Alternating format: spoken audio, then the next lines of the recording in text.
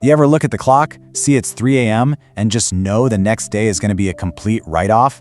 You tell yourself, okay, tomorrow I'm sleeping early, but that tomorrow never really shows up, does it? Well, today, we're going to dig into the science of how some people actually sleep less, but wake up feeling sharp, fresh, and totally charged. Let's dive in and figure out how to hack our sleep for maximum efficiency. But first, let's talk about this feeling right here.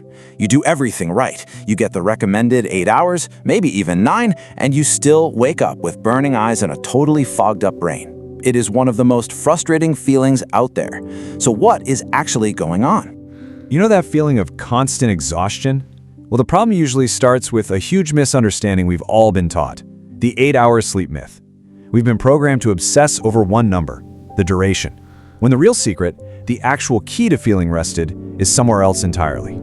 And this, right here, is the first major truth we've got to wrap our heads around. The goal isn't just clocking more time in bed, it's about getting better quality during that time. Honestly, if your sleep is shallow and broken up all night, 9 hours can feel way worse than 6 hours of deep, uninterrupted rest. Okay, so if we want to learn how to sleep well, we have to get into how sleep actually works. And that means we need to get real familiar with our sleep cycles. See, your brain doesn't just switch off for the night. Nope. Instead, it moves through these repeating 90-minute cycles. Each one of these is like a little journey through different stages of rest, and learning how to align our sleep with these natural rhythms, that's the secret to unlocking efficiency. So if you look at a typical cycle, it breaks down into a few different phases. We drift from light sleep into the two that really matter: deep sleep and REM sleep. These two are the powerhouse stages. This is where all the real recovery magic happens. And they both have very different, very important jobs. Just think of deep sleep as your body's personal pit crew. It's all about physical recovery, repairing muscles, recharging your immune system. REM sleep, on the other hand, is for your brain. That's when you file away memories and seriously boost your creativity and focus for the next day. So here's the crucial takeaway. Our entire strategy, the whole game plan, is to maximize the amount of high-quality deep and REM sleep we get inside every single 90-minute cycle. It is all about the depth, not just the length. All right, so enough with the theory. Let's get to the practical stuff. Here is a science-backed 5-step system designed to do exactly that, to make 6 hours of sleep feel like 8 or maybe even more. We're going to walk through each of these 5 habits one by one, locking in your rhythm, using that 90-minute rule, creating a pre-sleep shutdown routine, getting morning sunlight, and kicking off your day with immediate action.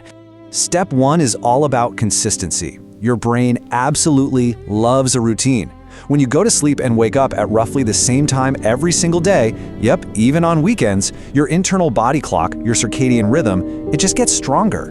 This literally trains your body to release melatonin on schedule, prepping you for deep rest without you even having to think about it.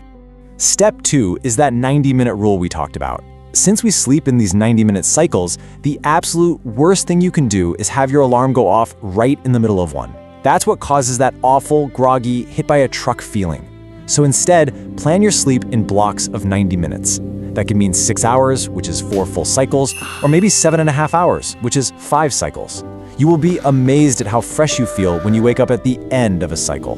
Step 3 is the pre-sleep shutdown. This is a super high-impact habit that most of us just skip. It's called the 3-2-1 rule. So, 3 hours before bed, stop eating heavy meals. 2 hours before, stop working or doing anything stressful. And the final hour before bed, no screens, period. This sequence is like a powerful signal to your nervous system that it's time to power down for some serious recovery. And you know what you do in the morning is just as important. Steps 4 and 5 are about starting your day with purpose. The second you wake up, get 10 minutes of sunlight. It hits the reset button on your circadian rhythm and tells your brain to stop producing the sleep hormone melatonin. Then, instead of hitting snooze, you hit action. A quick splash of cold water or even just a few push-ups gives you a dopamine boost and wipes away that sleepiness in minutes. Okay, so you've mastered the basics. For those of you who really want to take it to the next level, here are a few advanced tricks that high performers use to squeeze every last drop of quality out of their rest. Let's talk about caffeine. That afternoon cup of coffee has a much longer lasting impact than you probably think. Caffeine can stay in your system for up to 8 hours. So a 3 p.m. coffee can literally slash your deep sleep quality by as much as 30%, even if you fall asleep at your normal time. Your environment is also absolutely crucial. Your body is designed to get more deep sleep when it's cold, dark, and quiet. So try to get your room temperature down to around 18 to 20 degrees Celsius, make it pitch black, use a sleep mask if you have to, and use either silence or some white noise to block out any little disruptions. And finally, what about the racing mind? We've all been there. If your brain is buzzing with to-do lists and worries, it just stays in an alert, awake state. The simple act of dumping all of those thoughts onto a piece of paper before bed, a mental declutter, can shift your brain waves out of that problem-solving mode and into a state that's actually ready for deep, restorative sleep. Now, all these tips and tricks are incredibly powerful, but they work best when you make one last really crucial shift, and it's all about reframing how you think about rest itself. Just let that one sink in for a second. For way too long, our culture has treated sleep like it's some kind of inconvenience, or even a sign of weakness. But the reality is, efficient, high-quality sleep is one of the most powerful performance-enhancing tools you have at your disposal.